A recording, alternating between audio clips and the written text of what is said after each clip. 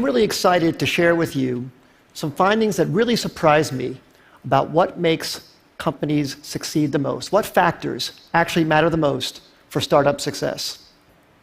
I believe that the startup organization is one of the greatest forms to make the world a better place. If you take a group of people with the right equity incentives and organize them in a startup, you can unlock human potential in a way never before possible. You get them to achieve unbelievable things. But if the startup organization is so great, why do so many fail? That's what I wanted to find out. I wanted to find out what actually matters most for startup success. And I wanted to try to be systematic about it, avoid some of my instincts and maybe misperceptions I have from so many companies I've seen over the years. I wanted to know this because I've been starting businesses since I was 12 years old, when I sold candy at the bus stop in junior high school, to high school when I made solar energy devices, to college when I made loudspeakers, and when I graduated from college, started software companies.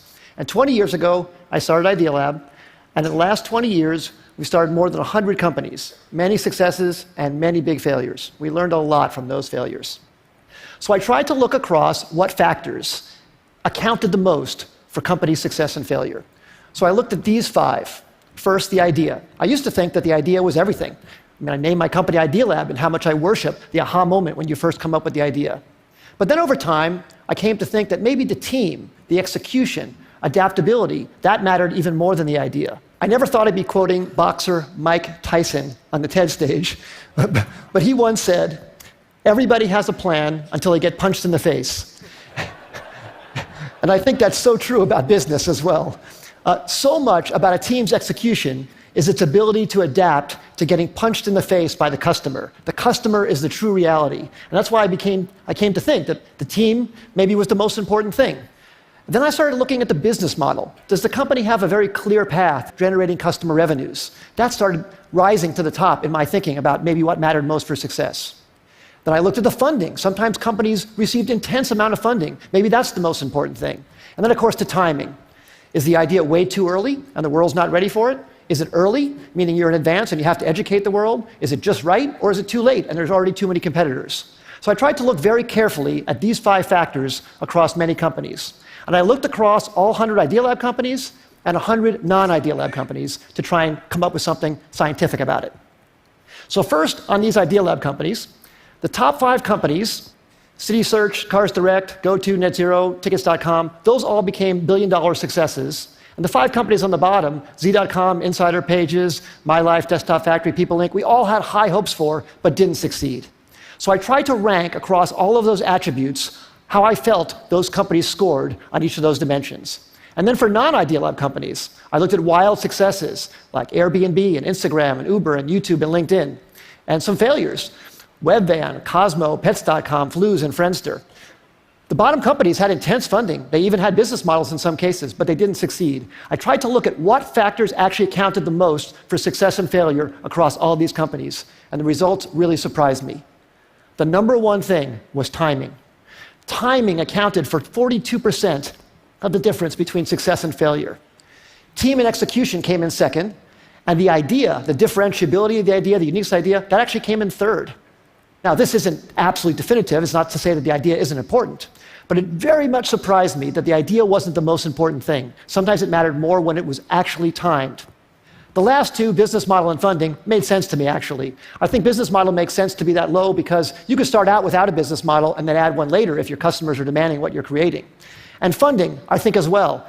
If you're underfunded at first, but you're gaining traction, especially in today's age, it's very, very easy to get intense funding. So now let me give you some specific examples about each of these.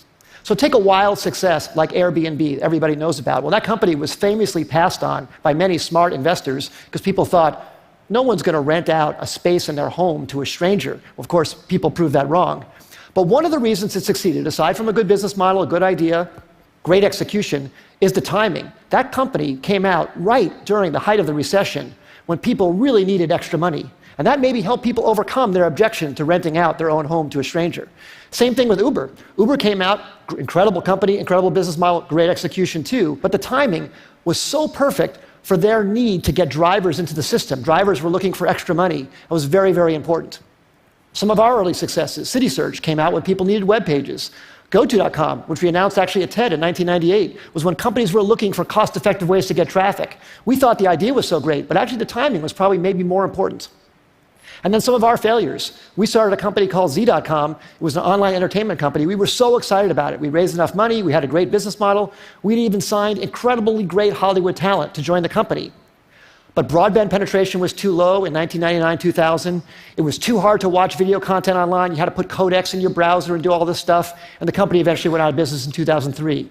Just 2 years later, when the codec problem was solved by Adobe Flash, and when broadband penetration crossed 50% in America, YouTube was perfectly timed. Great idea, but unbelievable timing. And in fact, YouTube didn't even have a business model when it first started. It wasn't even it was certain that that would work out. But that was beautifully, beautifully timed.